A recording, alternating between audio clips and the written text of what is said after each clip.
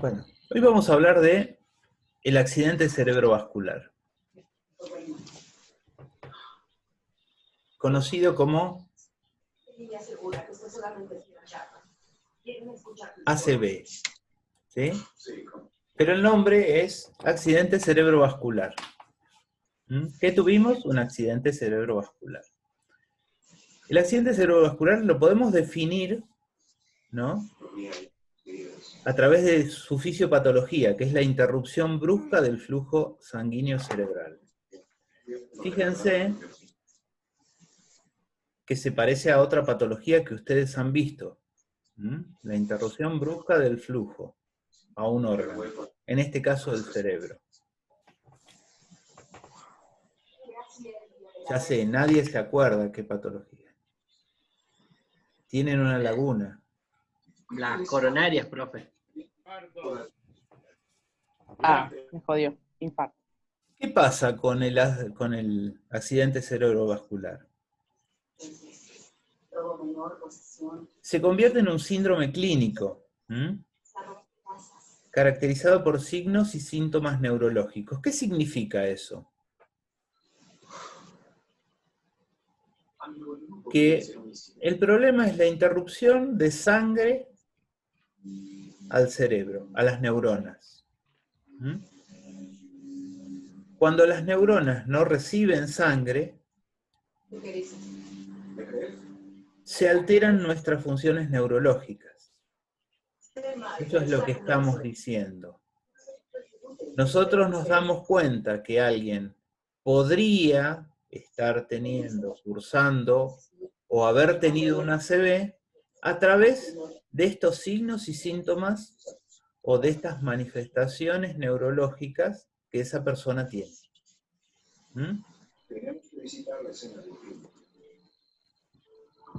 Y esto es lo más importante, las consecuencias, lo que genera estos síntomas. ¿Por qué?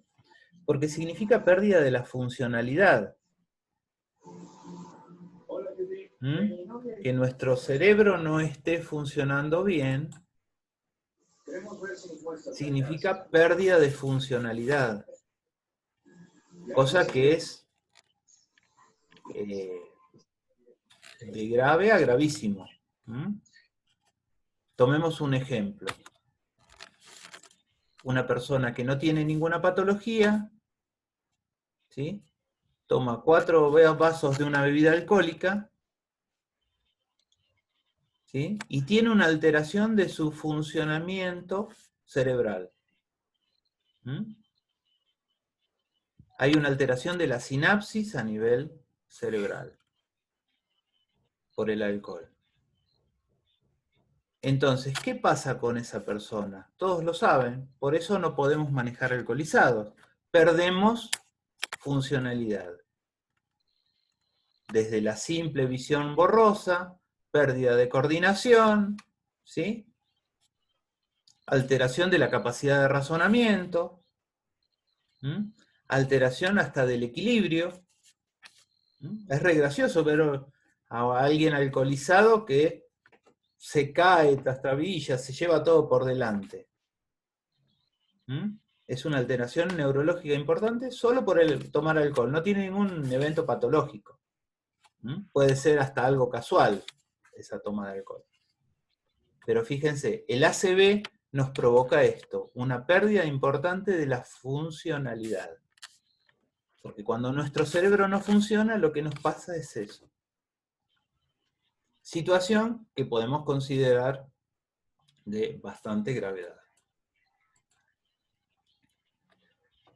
Así globalmente podemos hablar de 2 tipos de ACV. Los hemorrágicos y los isquémicos. ¿Qué pasa en cada uno? Partiendo de la misma base, ¿no? Se interrumpe el flujo cerebral. No se olviden de eso. Se interrumpe. ¿Qué pasa en los 2 casos? Se interrumpe de forma distinta.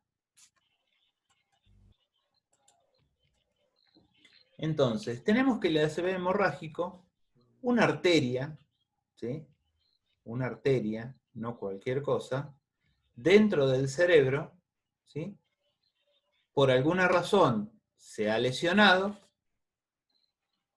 y hay una pérdida de sangre. Esto es lo que sucede, ACV hemorrágico. Si la sangre se sale de la arteria, obviamente las zonas que debería irrigar más allá de la lesión no reciben sangre o reciben una cantidad insuficiente. Ese es un tipo de ACV. En el otro ACV hay una obstrucción dentro de la arteria que impide el paso de la sangre hacia la zona distal, más allá de la zona de obstrucción. Fíjense que está, yo les puse esto porque así después ustedes lo pueden leer, lo pueden ver. Está con distinto color, ¿por qué? ¿Por qué piensan que esto está en azul? Porque no hay irrigación. Porque no hay irrigación. No hay oxígeno. ¿Y qué? Es una forma, ¿sí?, de llevarlo a un paralelismo, en realidad, de lo que sería la isquemia en paralelo con la cianosis. Pero sin irrigación no hay cianosis. Tengan en cuenta eso. Si no llega sangre, no puede haber cianosis. La cianosis es la sangre la produce la sangre con bajo contenido de oxígeno. Acá no hay sangre. Es un paralelo, un ejemplo, como para decir, miren, esto es rojo, acá hay sangre desparramada dentro de los tejidos. Esto es un hematoma. Sangre dentro de los tejidos es un hematoma. Acá no hay sangre, no hay irrigación. Todas estas neuronas, bien, gracias, no reciben nada de sangre. Ese es el concepto del ACV hemorrágico versus el ACV isquémico. En ambos casos, ¿qué pasa? Perdemos la funcionalidad en relación a la cantidad de neuronas que no fueron irrigadas. Como dato importante, como saben que los pares craneales están cruzados, de acuerdo al hemisferio donde se produce el ACV, los signos los vamos a tener en el lado opuesto. ¿Sí? Las manifestaciones van a estar al lado opuesto donde está el ACV, donde está insertado el ACV. Entonces, si alguien tiene un ACV en el hemisferio izquierdo, las manifestaciones las vamos a ver en el lado derecho de su cuerpo. Eso es por el cruce de los pares craneales. Esto no es difícil, es muy simple, pero digamos, hay que ir siguiéndolo. Entonces, en el ACV hemorrágico se produce una ruptura de un vaso sanguíneo cerebral, de una arteria. ¿Por qué? Porque si se rompiese una vena, la arteria seguiría mandando sangre a las neuronas, a esas neuronas. Es una arteria. Entonces, como consecuencia de esto, lo primero que se produce es la interrupción, lo que les dije. Se rompió la arteria, ¿sí? Hay una lesión, como cuando nos cortamos el dedito. Entonces, ¿qué pasa? La sangre, en vez de ir hacia el extremo distal, o a la parte distal, sale acá. Acá no llega suficiente, no llega nada, no sabemos. Hay una interrupción del flujo sanguíneo. Profe, ¿Sí? ¿puede repetir por qué es una arteria? O sea, una arteria... ¿Por qué una arteria? Porque, No, ¿por qué no una vena en realidad? porque si se rompiese una vena, o sea, ¿cómo llega la sangre oxigenada a las células? A través de las arterias. Por las venas retorna. Ah, claro. Entonces, si se rompiese una vena, la sangre va a llegar a la neurona y cuando vuelve sale al exterior. Bien. Cuando vuelve sale por la vena. Eso es lo que también tiene uno que tener claro, porque Más de una vez hemos escuchado, se rompe una vena de la cabeza. No, no, se rompe una arteria. Siempre es una arteria. Para que haya una interrupción tiene que haber una arteria que está afectada de alguna forma. Obviamente, hay una lesión, ruptura de vaso sanguíneo, hay hemorragia. La hemorragia puede ser interna, externa, bueno, eso es igual que cualquier hemorragia. Y lo que sigue después de una hemorragia es un hematoma, es una acumulación de sangre entre los tejidos. Esto es lo que va a pasar en el ACV hemorrágico. Acá. De acuerdo al, digamos, ustedes saben que las meninges, ¿sí?, son la dura madre, la aracnoides y la pía madre. Y por debajo está la corteza cerebral. De acuerdo a la ubicación, ¿sí?, o sea, nosotros el sangrado lo podemos tener en cualquiera de estas ubicaciones. Entonces, de acuerdo a la ubicación, es como se va a denominar el hematoma subsecuente. Entonces, si está por encima de la dura madre, por fuera, ¿no? Acuérdense que las meninges cubren el cerebro, ¿no? Las 3 capas de la meninge. Entonces, podría estar por fuera, entre la dura madre y el hueso. Entonces, ¿qué va a pasar? Ese hematoma es epidural. Está por encima de la dura madre. Podría estar por debajo, ¿sí?, de la dura madre, sería subdural. ¿Qué pasa? ¿Cuál es la diferencia? Si el hematoma es epidural, no está en contacto con las neuronas. Está entre la caja ósea, ¿sí?, y las meninges. Así. Imagínense que mi mano de abajo, ¿sí?, es esta parte son las meninges, y acá, ¿sí?, tenemos el parénquima, todas las neuronas. Puede ser subdural, entonces estaría en contacto debajo de la dura madre, y ahí está más cercano a las neuronas. Y la aracnoides, si está por debajo de la aracnoides, subaracnoidea. La otra posibilidad, ¿sí?, y la que podríamos decir que es la más crítica, es el intraparenquimatoso, en el parénquima cerebral, en medio de las neuronas.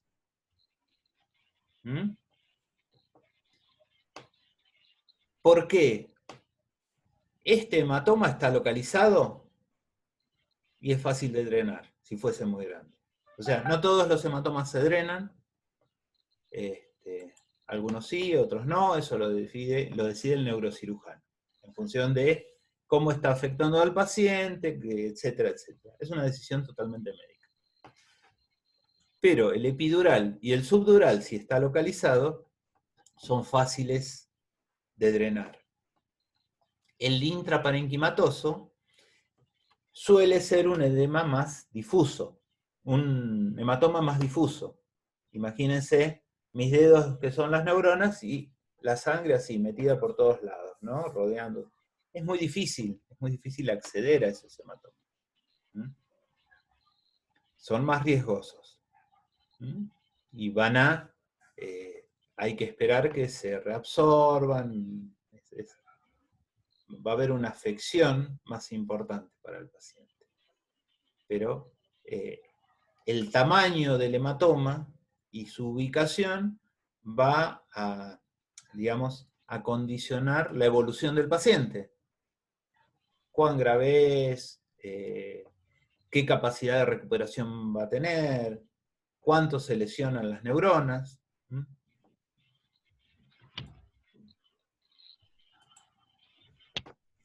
¿Qué pasa en el ACV isquémico? se bloquea la arteria.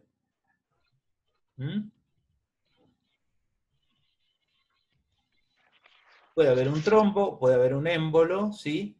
Entonces, es como, tenemos una arteria, viene un coagulito o una placa de ateroma, ¿sí? Y la obstruye. La obstrucción puede ser parcial o total. Puede ser transitoria, puede ser permanente. Porque esto es biología, no es matemática. Es más, puede moverse solo. La consecuencia es la disminución o la anulación del flujo sanguíneo arterial a la zona distal a esa obstrucción. Eso es lo que uno sabe que le está pasando al paciente. ¿Cómo se determina esto? ¿Cómo sabemos que el paciente tiene este tipo de ACV? Mediante los estudios, ¿no? No lo vamos a saber solo por, vos tenés una cara de ACV hemorrágico, salvo que se haya caído de cabeza desde el segundo piso, pegó con la cabeza, entonces, bueno, puedo pensar en un ACV hemorrágico de origen traumático. ¿Qué cosas pueden causar un ACV? Acá vamos. Cuando hablamos de ACV hemorrágico, la hipertensión, ¿se acuerdan que la hipertensión lesiona los vasos, las arterias? La ruptura de un aneurisma, esto podría ser, el aneurisma podría ser consecuencia de la hipertensión sostenida del paciente que jamás se ha cuidado, o podría ser un aneurisma que no, digamos, que no se ha detectado, nada más, que el paciente ya lo tiene. Los aneurismas son bastante comunes en los adolescentes, son malformaciones. No es a causa de que el paciente sea hipertenso ni nada, pero son bastante comunes. Esto es lo que yo le había dicho, el paciente se cae, se golpea la cabeza, golpe en la cabeza, trauma. Entonces, el trauma puede generar, como en todas partes del cuerpo, algún tipo de hemorragia. La cerebral no es la más deseable. El paciente podría estar anticoagulado o antiagregado, o sea, tomar medicación que altere sus factores de coagulación, ¿sí? O disminuya la agregación plaquetaria. Entonces, eso que tiene una ventaja desde el punto de vista terapéutico, porque vos decís, tenemos pacientes cardíacos que para que no tengan trombos, resulta que se los anticoagula. Pero eso también significa que tienen propensión al sangrado. Sangrado en cualquier parte del cuerpo. El cerebro es uno de los lugares. Alteraciones sanguíneas, que pueden generar alteración de los factores de coagulación naturales. La presencia de tumores es otra causa menos común, pero también. Cuando hablamos del ACV isquémico, las causas, una de ellas es la aterosclerosis, o sea, ustedes saben que al alterarse la pared interna de las arterias, ¿sí?, se va produciendo como una disminución de su luz. Eso y un trombo que podría estar dando vuelta, ¿sí? Hablamos, esto en general también está asociado al adulto medio mayor. Entonces, es probable que haya o placas de ateroma que se sueltan, o, ¿cómo se llama?, o coágulos liberados en la sangre que terminan ocluyendo esa arteria que está alterada. Si el paciente ha sufrido un infarto, ¿sí?, o una fibrilación, o valvulopatías, ustedes saben que estas patologías cardíacas liberan coágulos a la sangre, ¿sí?, que se convierten en trombos. ¿Sí? Son patologías que generan coágulos. Otra de las cosas que genera coágulos son las cirugías óseas, que acá no están, las cirugías óseas, y cuanto más importante, como por ejemplo una cirugía de cadera, podría liberar coágulos que terminan generando un ACV o en algunos casos un infarto.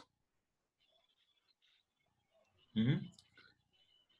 Entonces, estas son las causas más importantes. Como les dije, los métodos de diagnóstico, el primero, el más importante, es la valoración clínica. Cuando hablamos de la valoración clínica, acá, ¿sí?, el diagnóstico es un problema médico, pero la valoración clínica es compartida. Es la valoración enfermera y la valoración médica juntas. ¿Por qué? Porque ustedes van a valorar, incluso aún centrándose nada más que en las necesidades, van a ver, esta persona, su necesidad de oxigenación está alterada, y pueden encontrar que sí o que no. Y empiezan a valorar todas las necesidades y van a encontrar todas las consecuencias de esa alteración neurológica que tiene el paciente. ¿Mm? Con la valoración clínica, en general, ya se tiene como el 70%. ¿Qué pasa con los estudios específicos como son la tomografía axial computada o la resonancia magnética nuclear? Son estudios específicos que van a decir qué tipo de ACV tiene y dónde está afectando. ¿Mm? Sirve para eso. ¿Mm?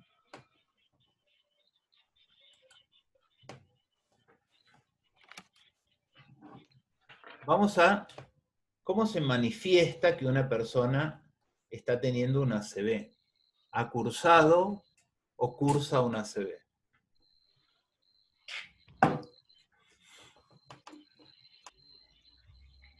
Uno de los signos más importantes es la pérdida del equilibrio. Salvo que la persona haya tenido un ACV previo, la pérdida del equilibrio suele ser la causa de la consulta. Una persona que caminaba, se desplazaba, digamos, normalmente, y esto, que uno diga normalmente no significa que sea una persona, ¿no?, que corre, no, puede ser un adulto mayor que camina con bastón, pero que tiene su movilidad conservada. ¿Mm? Y de golpe, no puede mantener el equilibrio, aunque use bastones. ¿Mm? Uno ve esa pérdida de la capacidad funcional, porque no puede mover la pierna, porque no puede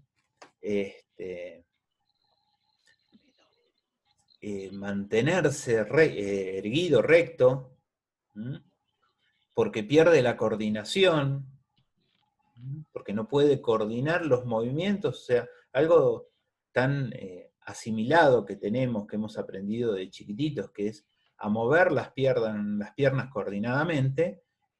Esta persona lo pierde, lo tenía y lo perdió de golpe, y se cayó.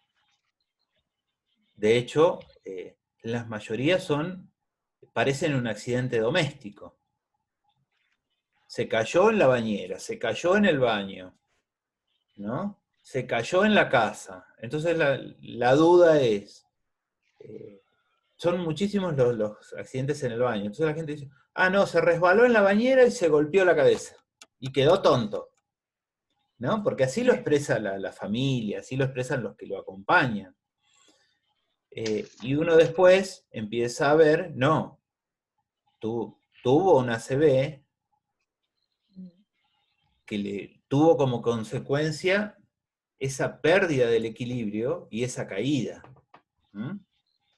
Después, suelen tener dificultad para hablar. ¿Mm? A veces hay dificultad para expresar la palabra, una disartria, y a veces no pueden decir lo que quieren. ¿Mm? Quieren decir blanco y dicen zapato. Pierden esa coordinación neuromuscular. Por supuesto, hay una debilidad. Si ustedes ven a la persona y le hacen ese análisis, ven que la persona pierde la fuerza en una parte del cuerpo. Por ejemplo, con una mano nos pueden apretar nuestra mano, ¿sí? Hasta hacernos doler, y con la otra ellos perciben como que la están apretando y resulta que apenas nos están tocando. ¿Mm? Se adormece una parte del cuerpo, puede estar adormecida, y pierden la sensibilidad, al punto de dejar de sentir si uno los pincha con una aguja. ¿Mm? No hay que pincharlos con una aguja, no es necesario. ¿Mm? Van a encontrar bibliografía que habla de técnicas así muy agresivas, pero no es necesario. Yo le paso el dedo así a alguien y puedo saber si tiene sensibilidad o no. Como a los chicos que le hacemos así la hormiguita y casi no los tocamos y tienen toda la sensibilidad, entonces con eso es suficiente para saber si alguien tiene sensibilidad o no. No es necesario esas técnicas tan agresivas que ustedes van a encontrar en la bibliografía. Hoy se han limitado al mínimo eso. Van a encontrar hasta, digamos, porque lo van a leer. Si se ponen a buscarlo, van a leer, van a encontrar hasta situaciones donde se les apretaba los pezones a las personas para ver si sentían dolor o no. O sea, con una aguja se les pasaba así en el pie, se los pinchaba el pie, ¿no? Imagínense, uno lo lastima innecesariamente. Entonces, otra es la falta de coordinación. Como pequeños análisis uno puede ver que a veces la persona no puede hacer esto. Yo con esta mano me toco la nariz y con la otra yo le digo que se toque la nariz y le hacen, no la pueden tocar. Eso es pérdida de coordinación neuromuscular.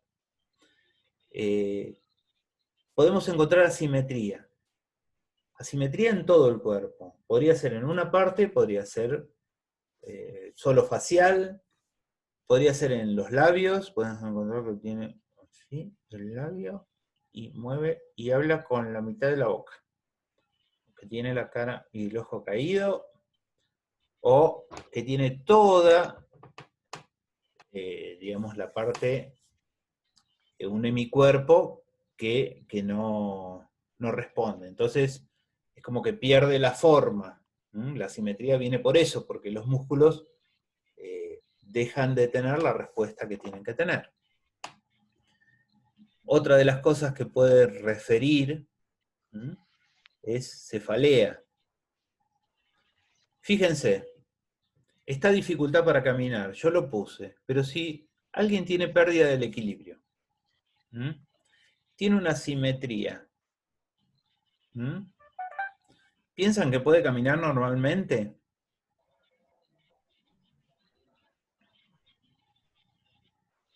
Ni fequete me contesta. ¿Qué pasó? Acá estoy, ¿eh? Ya sé que estás ahí, te estoy viendo. Pero están los chicos. Es más que obvio que no va a poder caminar bien, que va a tener dificultad para... Otra cosa que suele pasar durante el evento es la relajación de los esfínteres. No es que los esfínteres quedan relajados. en el momento crítico de la CB, hay una relajación de esfínteres. Entonces la persona se defeca o se orina encima. Esto suele pasar. Es una relajación momentánea y obviamente hay vaciamiento de la vejiga o del intestino. Otra cosa que podemos ver es el deterioro del estado de conciencia. Estaba bien, ¿sí? Estaba en un estado y el estado de conciencia cambió significativamente o cambió visiblemente en pocos segundos. Y vos decís, no pasó nada, no tomó ninguna medicación, no tenía nada para que tener ese deterioro del estado de conciencia. Podría ser solo el deterioro del estado de conciencia. La persona puede tener convulsiones, puede convulsivar durante el evento. No es que va a seguir convulsivando todo el tiempo, no. Durante el evento de la CB puede haber convulsiones. En general las convulsiones son episodios, no es que una persona convulsiva durante 4 horas, no. Es poco probable, no es imposible, hay algunos casos, pero es poco probable. En general las convulsiones son inmediatamente asociadas a la CB. Puede haber diplopía, o sea, visión doble, o alteraciones de la visión también. No necesariamente que va a haber doble. Puede tener visión borrosa y eso suma para su pérdida del equilibrio, para su falta de coordinación, porque si yo no veo bien, difícilmente pueda coordinar, de apuntar mi mano hacia algo.